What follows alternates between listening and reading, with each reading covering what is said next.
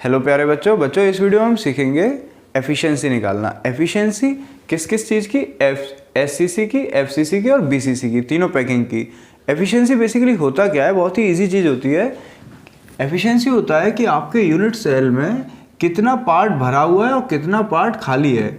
जैसे हम किसी की भी बात करें तो देखिए ये पार्ट तो आपका भरा हुआ होता है ना, लेकिन ये कुछ पार्ट आपका, जैसे यहाँ बीसीसी की बात कर लें, बीसीसी सीखा था हमने पिछले वाले वीडियो में, तो कुछ पार्ट इसका खाली भी तो होता है। तो इसको हम बोलते हैं एफिशिएंसी, कितना पार्ट भरा है। ठीक है, फॉर एग्जांपल बहुत बेसिक सा आपको मैं एग्जांपल दे दूँ तो मान लीजिए कोई जग है और इसके अंदर इतना पानी भरा पड़ा है। ठीक है, और इसका वॉल्यूम अगर V है तो V/2 वॉल्यूम में क्या है? पानी भरा पड़ा है। तो इसकी एफिशिएंसी क्या हो जाती है? इसकी एफिशिएंसी आ जाती है V/2/V। तो ये कितना आ गया? V से V कटा 1/2। समझ रहे हो?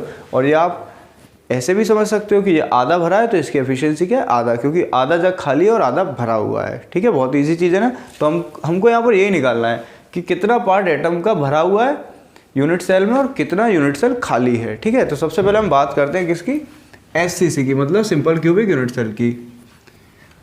और इसमें जो मेन चीज़ है, एक चीज़ समझिएगा, इसमें हम एक रिलेशन फाइंड करते हैं। वो रिलेशन आपके लिए बहुत ज़रूरी है। ठीक है, उसको याद रखना बहुत ज़रूरी है, वहाँ से क्वेश्चन जरूर बनता है। तो देखिए सबसे पहले हम एससीसी बना लेते हैं। तो आपका सिंपल क्यूबिक यूनिट सेल क्या होता है? पहले अभी हम सीख के आए हैं कि इसमें कॉर्नर्स पर एटम्स होते हैं। क्या होते हैं? कॉर्नर्स पर एटम्स होते हैं। ठीक है, ये देखिए यहाँ पर, वैसे भी हम साइंस वाले बच्चों की थोड़ी वो ख़राब होती है ड्राइंग, तो अगर इस पर नहीं दिख रहा होगा तो एक अभी देख लीजिएगा, स्क्रीन पर दिख गया होगा आपको। ठीक है, तो सबसे पहले हमको यहाँ पर एफिशिएंसी के लिए सबसे मेन चीज़, पहली चीज़ क्या फाइंड करते हैं हम? रिलेशन। क्या फाइंड करते हैं हम? Relation between R and A। ठीक है, सोच रहे होंगे कि R क्या है, A क्या है?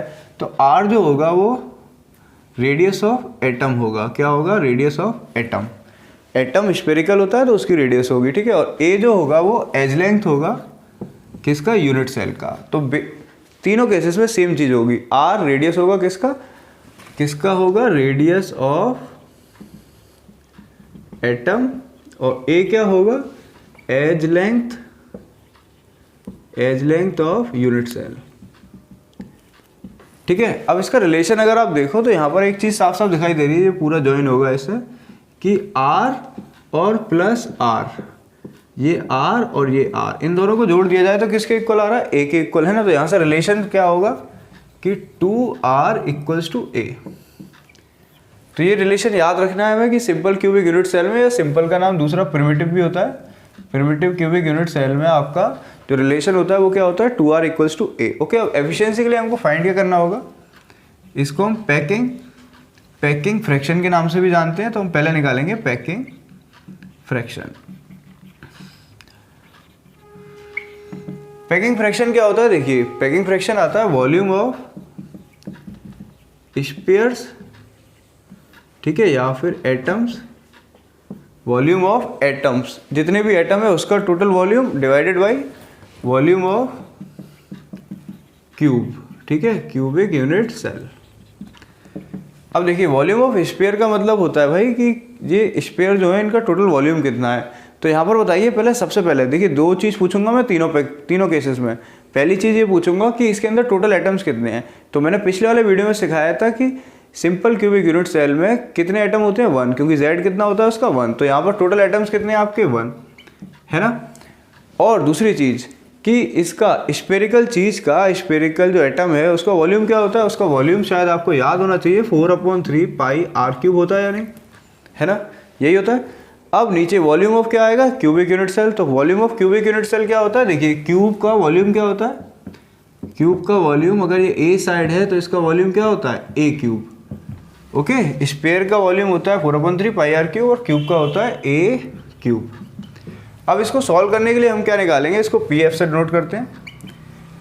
इसको सॉल्व करने के लिए देखिए इसको काटना पड़ेगा R और A को। R और A कैसे कटेंगे? ये आपका हमेशा रिलेशनशिप से कटेंगे। ठीक है, तो रिलेशनशिप में आप क्या करिए, R की जगह पर यहाँ से R = A/2 साफ साफ दिख रहा है ना। तो यहाँ पर R की जगह पर आप क्या पुट करेंगे? A/2। तो यहाँ आ जाएगा आपका 4/3 पाई, और R की जगह क्या आएगा? A/2 का होल क्यूब अपॉन A³। इसको आप सॉल्व करेंगे तो 4/3 पाई A³ अपॉन 8 इंटू ए क्यूब से ए क्यूब जाएगा, इससे ये जाएगा 2 टाइम्स, तो ये आएगा π/6। ओके, और जब इसको आप सॉल्व करेंगे, पाई को 3.14 होता है, 6 से डिवाइड मारेंगे तो ये आएगा आपका 0.524। तो इसका जो पैकिंग फ्रैक्शन आया वो कितना आया, PF कितना आ गया इसका 0.524। ठीक है, और जब आपको क्या चाहिए, पैकिंग एफिशिएंसी चाहिए, PE का मतलब है पैकिंग एफिशिएंसी चाहिए, तो आपको कुछ नहीं करना है, इस पैकिंग फ्रैक्शन को 0.24 को इंटू 100 से इंटू कर देना और कितना आ जाएगा आपका 52.4%। ठीक है, तो पैकिंग एफिशिएंसी जो होता है वो PE होता है, जिसको परसेंटेज में निकाला जाता है। समझ गए ना, तो इसका फॉर्मूला सिंपल है, क्या, PF इंटू 100। चलिए सेम केस हम करते हैं हम किसके लिए, FCC के लिए। चलिए तो अब करते हैं किसके लिए, FCC के लिए। तो यहाँ पर लिख लेते हैं क्या है, FCC face centred cubic unit cell. तो यहाँ पर FCC बना लेते हैं, और ये डेरिवेशन आप खुद से भी करेंगे आप, क्योंकि लास्ट टाइम है तो आपको ये डेरिवेशन खुद से ही करना चाहिए।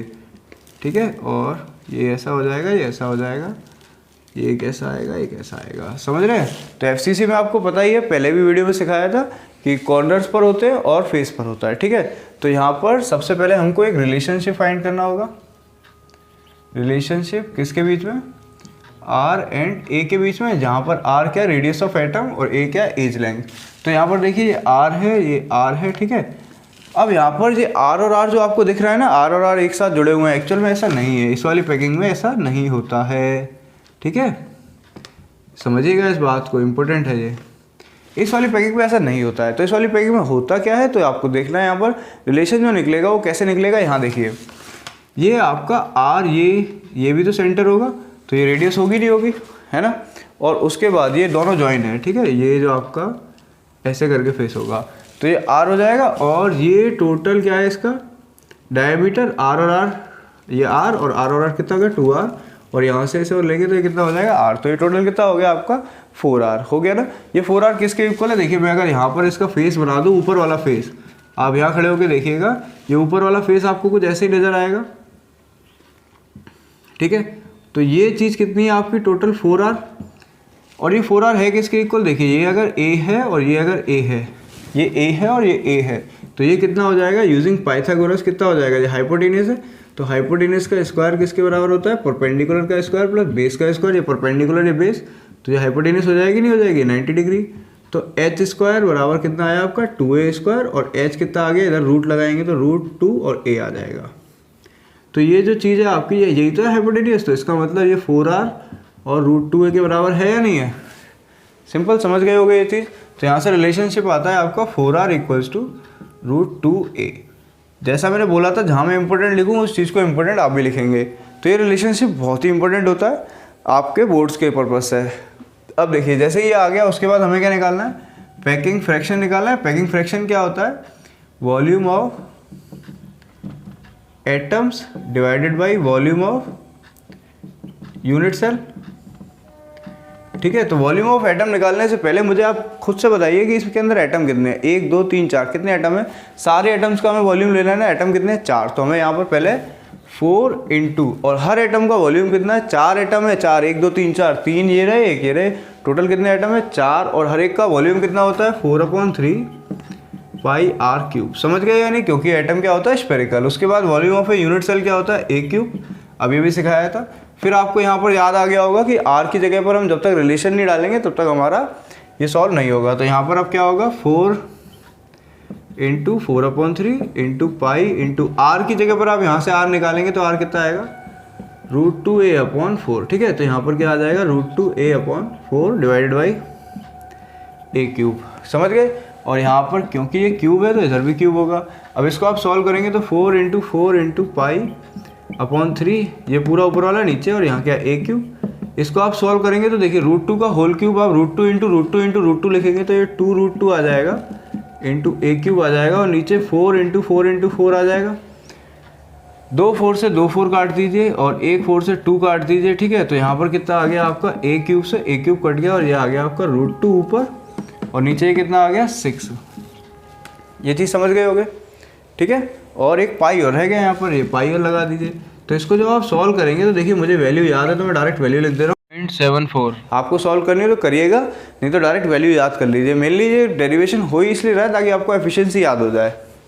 तो ये कितना आ गया पैकिंग फ्रैक्शन 0.74। पैकिंग एफिशिएंसी क्या होता है 0.74 तो क्या कर देना है 100 कर देना है तो कितना 24%। आई होप आपको ये चीज़ समझ आ गई हो, बहुत ईजी थी। ठीक है, तो यही काम करते हैं अब किसके लिए, बीसीसी के लिए। चलिए तो लास्ट करते हैं बीसीसी के लिए, बहुत ईजी है ये भी। बीसीसी क्या होता है, body centred cubic unit cell. तो बीसीसी बना लेते हैं सबसे पहले। और बीसीसी को थोड़ा समझिएगा आप, ये थोड़ा इंपॉर्टेंट होता है।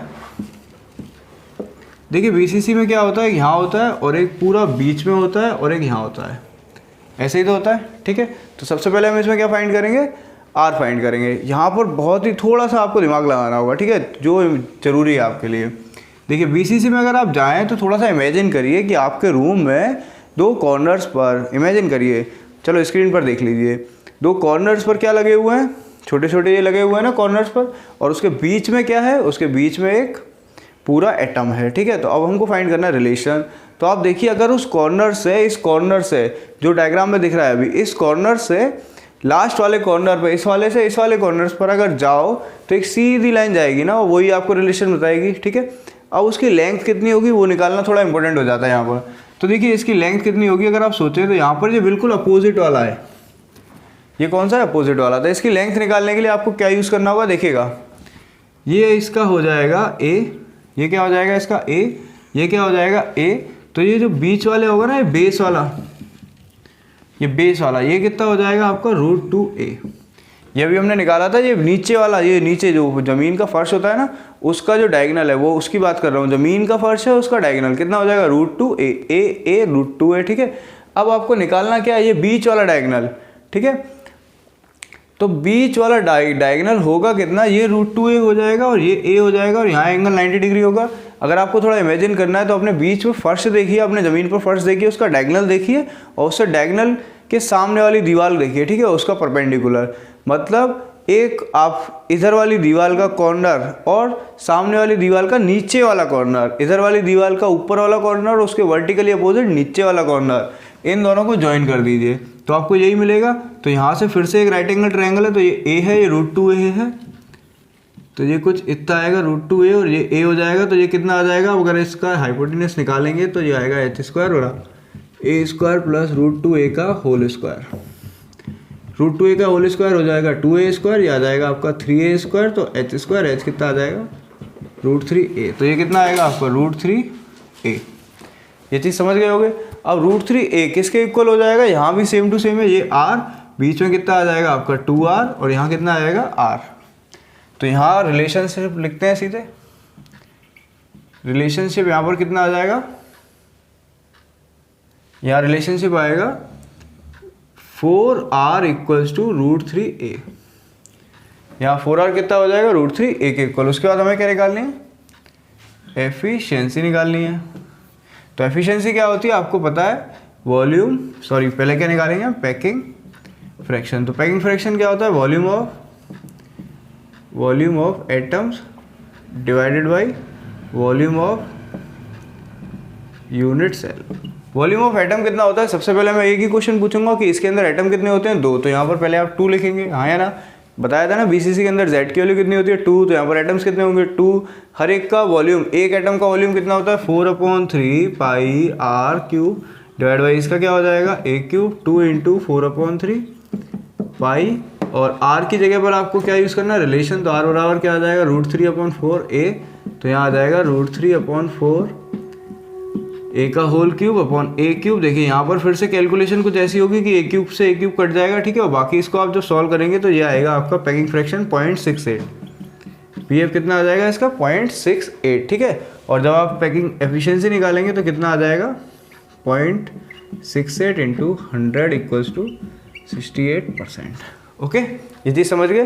तो आपने तीनों की सीख ली है। पहली यहाँ दोबारा से रिवाइज करा दूँ, एससीसी की कितनी होती है 52.4 और उसकी एफसीसी की कितनी होती है 74 और बीसीसी की कितनी होती है 68%।